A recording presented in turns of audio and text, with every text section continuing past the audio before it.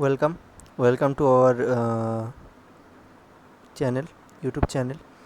তো আজকে আমরা শুরু করব 100টা কোশ্চেনের পার্টটা। এতেও 20টা কোশ্চেন আছে আগের দিনের মতনই। তো আগের দিনের ভিডিওগুলো যদি না দেখে থাকো, প্লিজ ভিডিওর প্লেলিস্টে দেওয়া আছে, সেগুলো দেখে নিও। তো আজকের প্রথম কি কোশ্চেন বলেছে দেখে নাও। তো আজকে বলেছে first question, who gave the slogan you give me blood, I promise you freedom. তো সবাই জানি যে তোমরা আমাকে রক্ত দাও, আমি তোমাদের স্বাধীনতা দেবো, এটা কার স্লোগান? না, সুভাষচন্দ্র বোস। ঠিক। ভগৎ সিং কী স্লোগান দিয়েছিলেন? ইনকলাব জিন্দাবাদ। ঠিক। তো এমনি করে আমরা পড়ে নেবো একটা কোশ্চেনের পিছনে যে যে অপশানগুলো আছে সেগুলোর সম্বন্ধে একটু জেনে নেবো। সেকেন্ড কোশ্চেন কি বলেছে দেখো, দ্য মেন অকুপেশন অফ প্যালোলিথিক যুগ। আমরা জানি প্যালোলিথিক যুগ আছে, চারকোলিথিক যুগ আছে, তো বিভিন্ন ধরনের যুগ আছে। তো তেমনি প্যালোলিথিক যুগে কি আছে, কোনটা ব্যবহার করতো? তারা ব্যবহার করতো, শিকার করতো, হান্টিং অ্যান্ড গ্যাদারিং ফুড। তো তারা শিকার করে খাদ্য সংগ্রহ করতো। ঠিক। 3 নম্বর কোশ্চেন দেখো, the name of the famous person of India who return the knighthood. সবাই বুঝতেই পারছো নাইটহুড উপাধিকে ফিরিয়ে দিয়েছিল by the British government as a token of protest against the atrocities in Punjab in 1919। যেন যে রাওলাট আইনের প্রতিবাদে, যে রাওলাট অ্যাক্টের প্রতিবাদে যে জালিয়ানওয়ালাবাগে যে হত্যাকাণ্ড হয়, ঠিক, জেনারেল ডায়ারের নির্দেশে। তো সেটির পরিপ্রেক্ষিতে নাইটহুড উপাধিকে ত্যাগ করেছিল রবীন্দ্রনাথ টেগোর। তো আর সৈয়দ আহমেদ খাঁ সম্পর্কে আমরা কী জানি? টু নেশনস থিওরিকে ইয়ে করে সৈয়দ আহমেদ খাঁ। তো এখানে কোশ্চেনটা কি, যে নাইটহুড উপাধি কে ত্যাগ করে? এখানে হচ্ছে ফার্স্ট কোশ্চেনের অ্যান্সার হবে রবীন্দ্রনাথ টেগোর।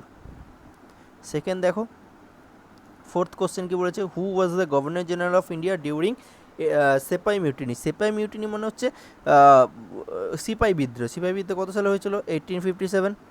ঠিক। এই সময় কে ছিল? লর্ড ক্যানিং ছিল এই সময়কার viceroy, general viceroy of India. ঠিক। মহাবলীপুরম টেম্পল কে নির্মাণ করেছেন? মহাবলীপুরম টেম্পল নির্মাণ করেছিলেন পল্লব রাজারা মহাবলী টেম্পল নির্মাণ করেছিলেন। ঠিক। রাষ্ট্রকূটকে কি নির্মাণ করেছিলেন? ইলোরাকে নির্মাণ করেন রাষ্ট্রকূট। ইলোরা গুহা নির্মাণ করেছিলেন রাষ্ট্রকূটরা। ঠিক। মনে রাখবে ইল্লোরা এবং অজন্তা এবং ইল্লোরা, এটা দুটোই আছে মহারাষ্ট্রে। পর্তুগিজ 6 নম্বর কোশ্চেন দেখো, the Portuguese establish their first business centre. Portuguese বলেছে, পর্তুগিজরা কত সালে এসেছিল? ফার্স্ট পর্তুগিজ দখল করেছিল, ভিজিট করেছিল 1498 খ্রিস্টাব্দে ভাস্কো দা গামা। তো সে ফার্স্ট ভিজিট করেছিল। এখানে বলেছে কোথায় প্রথম বিজনেস সেন্টার বা তৈরি করেছিল তারা? কালিকটে প্রথম এসেছিল, তো কালিকটেই তারা বিজনেস সেন্টার গঠন করেছিল। ঠিক। 7 নম্বর কোশ্চেন দেখো, who was the first Indian ruler to the face the invasion of Mohammad of Ghazni. Mohammad Ghazni কত সালে এসেছিল? মোহাম্মদ গজনি এসেছিল 1024 এডিতে, বিসি।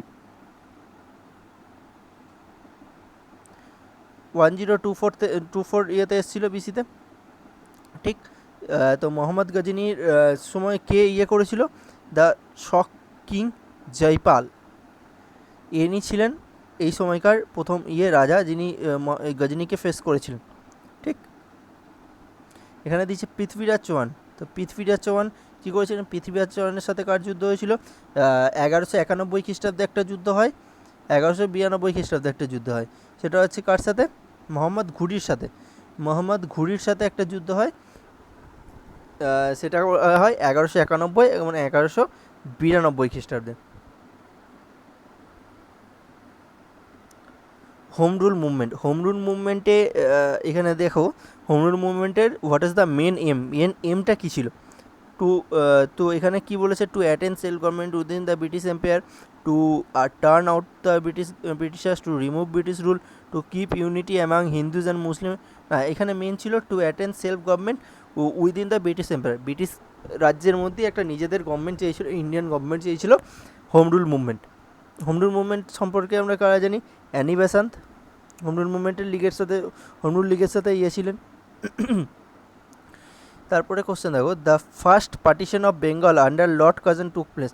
তো ফার্স্ট পার্টিশন অফ বেঙ্গল কথা হয় 1905 সালে। আর পার্টিশন অফ বেঙ্গল কবে রদ করা হয়, বঙ্গভঙ্গ রদ করা হয় 1911 সালে লর্ড হার্ডিঞ্জ তখন ছিলেন জেনারেল ভাইসরয়। লর্ড হার্ডিঞ্জ ছিলেন ভাইসরয়, ঠিক। এরপরে দেখো নেক্সট কী বলেছে, Rigveda the oldest of the Vedas chiefly contains early Aryan culture collection of hymns to the god. তো এখানে কি বলছে, collection of hymns to the god, এটা কার সম্বন্ধে ছিল? বি, অ্যান্সারটা হবে বি। তো এখানে ছিল collection of hymns to the god, ঠিক। এইটা একটা ইম্পর্ট্যান্ট কোশ্চেন আছে যে theosophical society was establish in India 1886। 1885 সালে কী হয়, ন্যাশনাল কংগ্রেস হয় 1885-তে। 1886 সালে থিওজফিক্যাল সোসাইটি হয়, ঠিক আছে। তো এই থিওজফিক্যাল সোসাইটির মেন হয়েছিল কত সালে? মেন হয়েছিল 1875-এ। কোথায় তার সদর দপ্তর? নিউ ইয়র্কে ছিল। ফার্স্ট হয়েছিল নিউ ইয়র্ক। এখানে কোথায় হয়েছিল? ইন্ডিয়াতে আদাইয়ার, যেটা পরে কোথায়? চেন্নাইয়ে হয়েছিল। আদাইয়ারের চেন্নাইয়ে 1886 সালে এর প্রতিষ্ঠা হয়, ঠিক। During the decline of the Mughal empire and the Jats were organise into a political force by. তো বলেছে যে মুঘল এম্পায়ারদের ধ্বংসের পতনের পর জাটরা একটা পলিটিক্যাল একটা অর্গানাইজ হয়েছিল। কে সেই সময়কার রাজা ছিলেন? তো সুরজমল সেই সময়কার রাজা ছিলেন, ঠিক। এরপরে দেখো 13 নম্বর কোশ্চেন কী বলেছে, 1940 সালে বিনোবা ভাবে স্টার্টেড ইন্ডিভিজুয়াল সত্যাগ্রহ। তো মনে রাখবে যে ইন্ডিভিজুয়াল সত্যাগ্রহ একমাত্র শুরু করেছিলেন আচার্য বিনোবা ভাবে। তো তিনি ম্যাগসেসে পুরস্কারও পেয়েছিলেন। তো আচার্য বিনোবা ভাবে ফার্স্ট করেছিলেন পাবনার জেলার মহারাষ্ট্র থেকে। তিনি তার আন্দোলন শুরু করেন, ইন্ডিভিজুয়াল সত্যাগ্রহ শুরু করেছিলেন। গান্ধীজির কাছ থেকে ছেড়ে দিয়ে তিনি ইন্ডিভিজুয়াল সত্যাগ্রহ শুরু করেছিলেন মহারাষ্ট্রের পাবনার জেলা থেকে, ঠিক।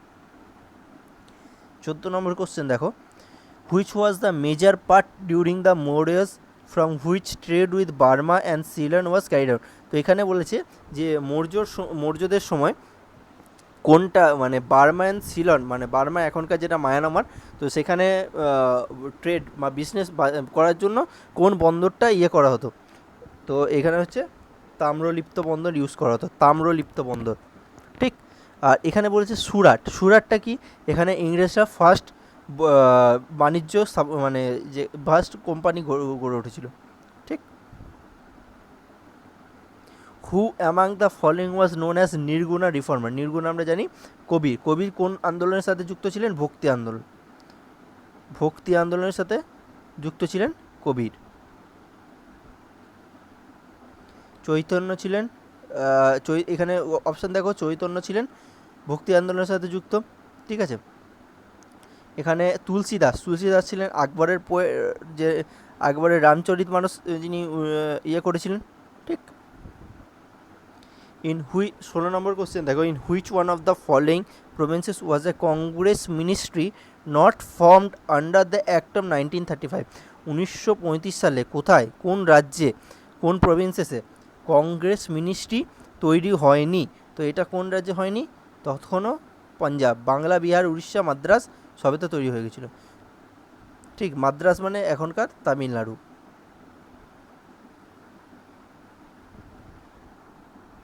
Which Indian ruler কনকিউরড Java and Sumatra. Java and Sumatra কোন ভারতীয় রাজা প্রথম জয় করেছিলেন? তো তিনি হচ্ছেন রাজেন্দ্র চোলা ওয়ান, ঠিক।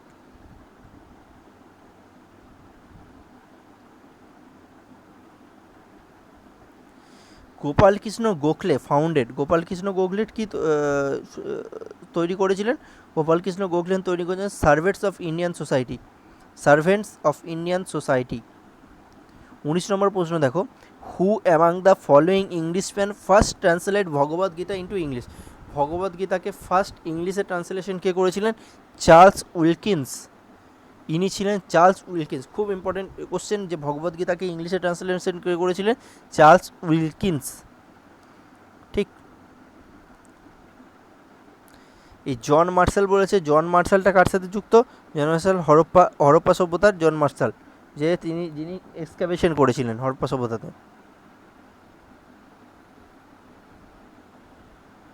ফাদার অফ ইংলিশ ল্যাঙ্গুয়েজ, এটা দেখো ফাদার অফ ইংলিশ ল্যাঙ্গুয়েজ বলা হয় লর্ড ম্যাকুলেকে। লর্ড ম্যাকুলে প্রথম ইংলিশ আনেন ভারতবর্ষে, কিন্তু এটাকে ইংলিশ ল্যাঙ্গুয়েজটাকে অফিসিয়াল ল্যাঙ্গুয়েজ কে করেছিলেন?